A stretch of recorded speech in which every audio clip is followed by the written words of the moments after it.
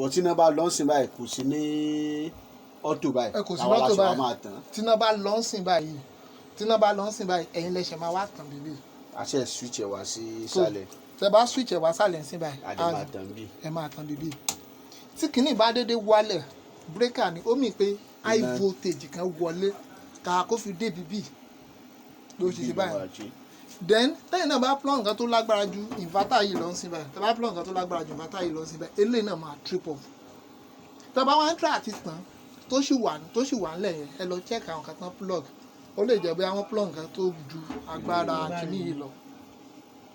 then òkè bíbí nepa ìsàlẹ̀ bíbí inverter tí mo bá pa bíbí ń sìn báyìí tó bá pa ń sìn báyìí kò lè hàn nítorí pé ó wà ń bypass nítorí pé iná wà tí náà ò bá débẹ̀ tó bá pa bíbí báyìí ó máa hàn pé àsìpá.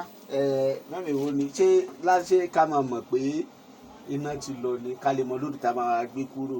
ká mọ̀ mọ̀ pé iná ti lọ. ẹ máa pa.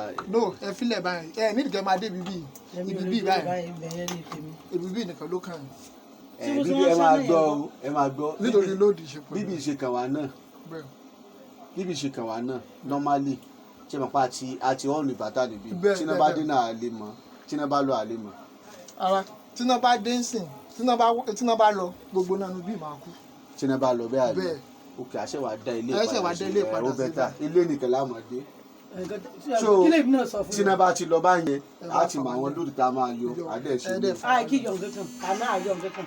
ó lè gbé gbogbo ẹ̀ bọ̀ ó máa tètè run down. ó máa tètè run down power battery. kábàáyé kí bákìrì yẹn pẹ́ a máa lo àwọn kìnìún. bá a ṣe máa yọ àwọn lo jẹnẹrétọ̀ ọ̀nkọ́ ẹ̀ mọ̀ gbọ́dọ̀ ẹ̀jẹ̀ mọ̀ jù ní. bí ní ìsinmi báyìí. ok ẹ lo àbí. ó ti lẹ́mọ̀ rẹ̀.